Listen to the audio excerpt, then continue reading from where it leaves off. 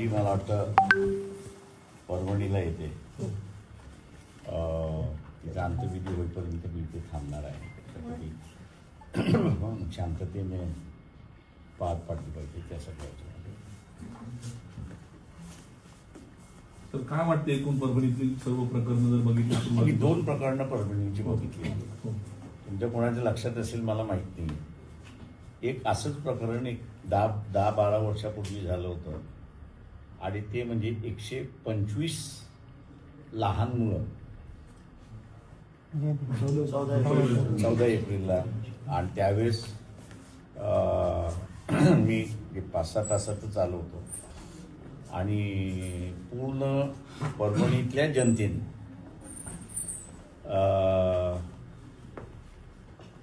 स्वतःच्या घरातले कूलर्स, सादरी, औषधाला लागणाऱ्या मेडिकलची दुकानं जी होती त्या सगळ्यांनी असताना स्वतःहून एक मदत म्हणून, आणि ती गव्हर्नमेंट मदत यायला 3 दिवस लागली होती याची मला जाणीव होती, पण ते 3 दिवसामध्ये सगळं लागणारं जे आहे ते परभणी शहरांनी पूर्णपणे पुरवलं होतं अशी असणारी परिस्थिती आहे. त्याच्यामुळे या शहराचं एक कॅरेक्टर जे आहे ते मला वाटतं त्याच्यातूनच बाहेर पडते अशी असणारी परिस्थिती आहे. प्रकरण जो आहे हे प्रकरण जे आहे ते नेमकं ती जी व्यक्ती आहे, पवार नावाची असणारी जी व्यक्ती आहे, त्यांनी जोपर्यंत कुठल्या माइंडसेटमध्ये येऊन केलेलं आहे हे कळत नाही आहे. आणि मला वाटतं ते एवढ्या लवकर कळेल असं मला स्वतःला वाटत नाही आहे, कारण का ॲडमिनिस्ट्रेशन हे सगळं जे आहे ते लॉ अँड ऑर्डरच्या सिच्युएशनमध्ये त्या ठिकाणी अडकलेलं आहे अशी परिस्थिती आहे.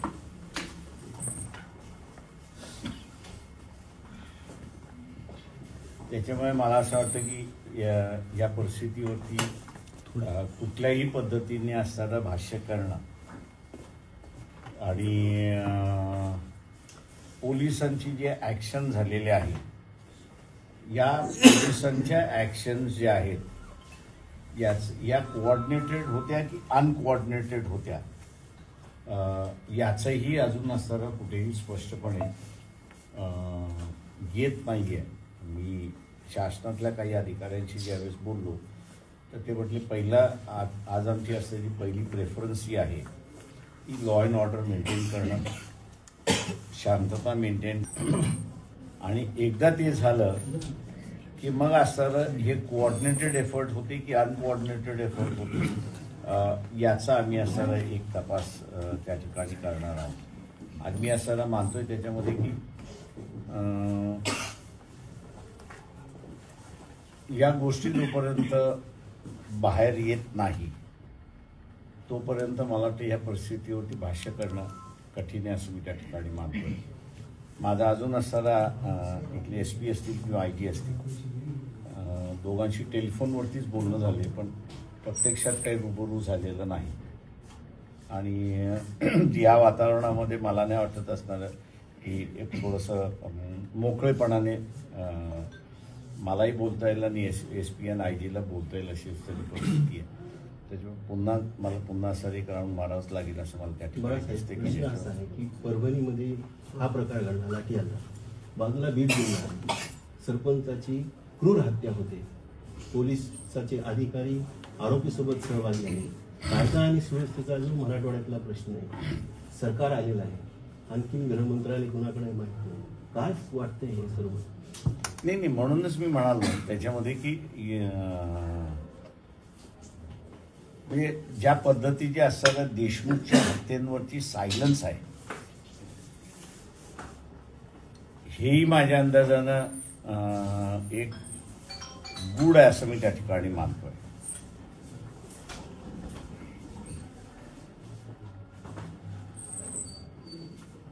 तिथे